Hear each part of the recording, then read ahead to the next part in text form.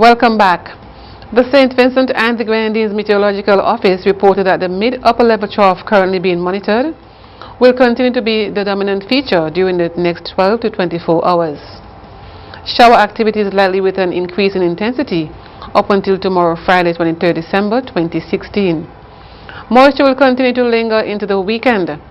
The National Emergency Management Organization, NEMO, through the St. Vincent and the Grenadines Meteorological Office, will continue to monitor the situation. The forecast: generally cloudy to overcast with some showers, periods of rain and possible isolated thunderstorms. Synopsis: unstable conditions associated with the trough system are affecting the islands. The Evangelical Church of the West Indies, ECWI, held a dinner and award ceremony to culminate 65 days of activities commemorating its 65th anniversary of the ministry in St. Vincent and the Grenadines, under the theme, Reflecting on the Past, Renewing the Present, Reaching into the Future. The dinner was held last Saturday, December 17th at the Dorsetshire Hill Evangelical Church. Remarks were made by Pastor Carlos Cepeda of the Bible Evangelical Church, a Cuban pastor missionary serving the ECWI since 2009. He gave brief remarks on the history of the ECWI, which came out of Cuba in 1951 through a mission sending agency, Los Pinos Nuevos, which was founded in Cuba in 1928 by a Cuban and American missionary. IKtv News was informed that Donna Mackenzie of the Chapman's community was killed by a mentally challenged man that goes by the name of Dennis. Donna Mackenzie is reported to be the mother of 3 or 4 children.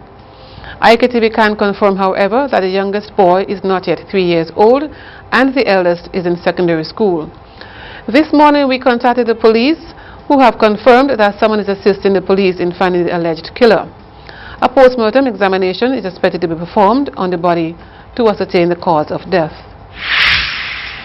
The Royal Grenada Police Force is maintaining their zero tolerance of criminal activity stance, and several arrests have been made. 2 Vincentians, Anthony Baker and Kieran Walters, were arrested in the neighboring country under drug charges. Grant was nabbed during a drug operation which netted 100 pounds of compressed marijuana. 2 Vincentians, Anthony Baker and Kieran Walters, who were arrested along with Grant, have been remanded to Richmond Hill Prison. Members of the St. Vincent and the Grenadines Diaspora Committee of New York will be involved in a series of events during the festive season. NBC News reports that Maureen Anthony King, committee member, said the first of the event was a bus tour to the leeward side of the island today. Mrs. King Anthony said the members will also be involved in the 9 Mornings Festival in Kingstown. She noted that this will be the Diaspora Morning, in which they will feature persons who are from the different parts of the diaspora, and again, she encourages persons to take part. Minister of Transport and Works Julian Francis, in response to a question by Parliamentary Representative for South Leeward Nigel Stevenson during a sitting of the House of Assembly last Thursday, said that work on the South Leeward Rehabilitation Highway project should be completed within the first half of 2017. The Division of Nursing Education, DNE, teamed up with Rainbow Radio League Incorporation, RRL, to stage an annual Mass Casualty Management MCM simulation to give final year students hands-on experience in handling the mass casualty scenario.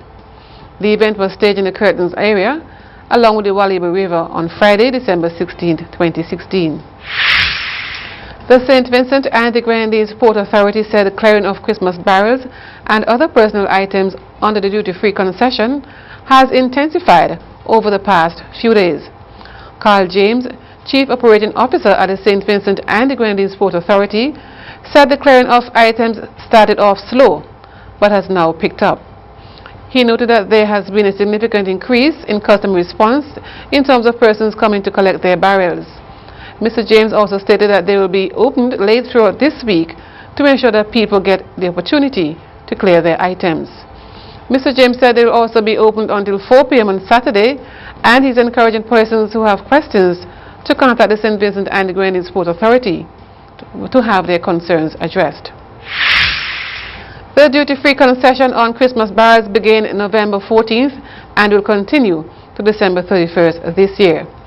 This is the 16th consecutive year the government of St. Vincent and the Grenadines is rolling out the duty-free barrel program for the Christmas season. In his address at the Independence Day Military Parade at Victoria Park on Thursday, October 27, 2016, Prime Minister Dr. Ralph Gonsalves noted that in 2015, some 18,000 barrels were processed during the concessionary period. 6. The annual duty-free concession for Christmas barrels will commence on Monday, November the 14th, 2016 and run to December the 31st, 2016. Last year, there were some 18,000 such barrels. More local news when we come back.